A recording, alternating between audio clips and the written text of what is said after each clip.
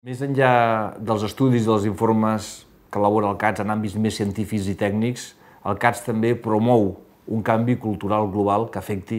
a tota la societat. I avui més que mai, en un moment de crisi econòmica, financera, medioambiental i de valors, en un moment d'incerteses, ens cal una reflexió profunda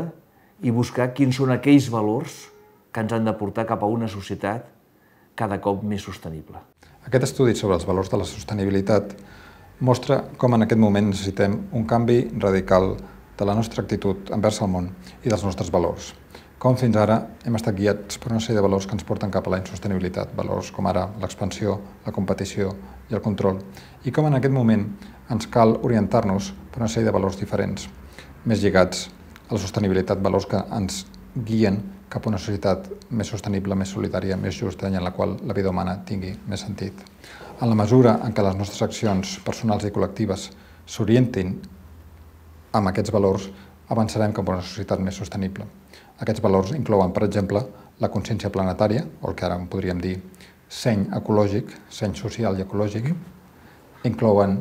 la revaloració del món, que no és un simple magatzem de matèries primeres, sinó quelcom que té entitat en si mateix,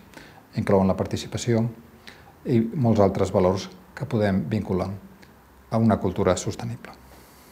Avui ens trobem amb una crisi sistèmica que té una dimensió econòmica, una dimensió ecològica i també una dimensió cultural. Ens adonem que els valors que ens han guiat en els últims segles ja no ens serveixen, que la visió del món que ens havia guiat fins ara s'ha quedat obsoleta, que ens cal un canvi no només en la tecnologia i en les maneres de fer, sinó també un canvi en la manera com concebim la nostra relació amb la natura, la nostra relació amb la societat i la nostra relació amb nosaltres mateixos. Si volem aconseguir una societat veritablement sostenible,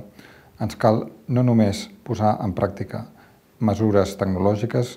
eficiència energètica, etc., sinó també, sobretot, tenir clar quines són les nostres prioritats, quina és la manera de gaudir d'una bona vida en un context socialment cohesionat i amb una natura íntegra. Avui tenim tot un ventall de nous indicadors que mostren que la veritable satisfacció no va lligada amb el benestar material, que més enllà d'un cert llindar de possessions materials i de consum, augmentar el consum no necessàriament et fa més feliç, sinó que al contrari pot fer més estressat i privar-te de tenir temps per la família, els amics, per tenir temps lliure per la teva creativitat, etc.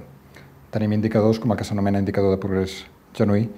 que mostren quin és el veritable progrés de la societat, que no necessàriament va lligat a l'increment del producte interior brut, una mesura que només té en compte transaccions econòmiques i no la veritable satisfacció de les persones.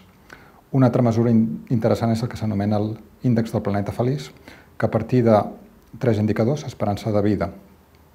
petjada ecològica i satisfacció vital de les persones, mostra com ara mateix, segons aquest indicador,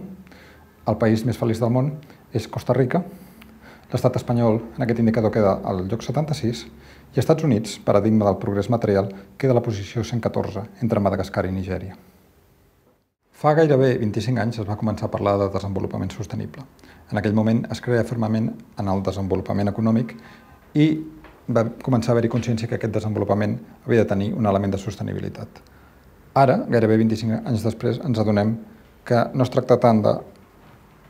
treballar pel desenvolupament sostenible com de desenvolupar la sostenibilitat. Si no hi ha sostenibilitat, no hi ha cap tipus de desenvolupament. Ara mateix hem començat a topar contra els límits biofísics del planeta, contra els límits ecològics del planeta,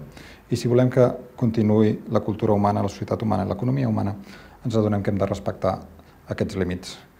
Per tant, la sostenibilitat no pot ser un adjectiu que afegim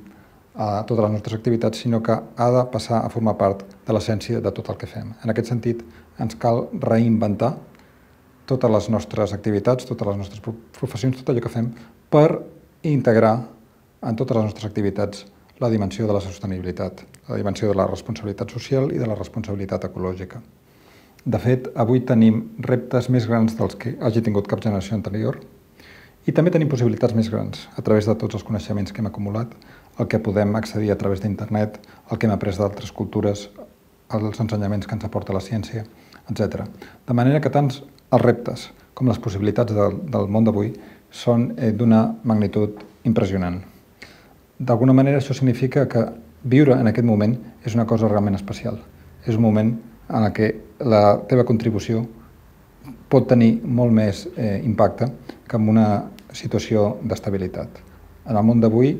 en les crisis múltiples que tenim i en totes les coses que estan en joc, tots tenim alguna cosa que podem aportar.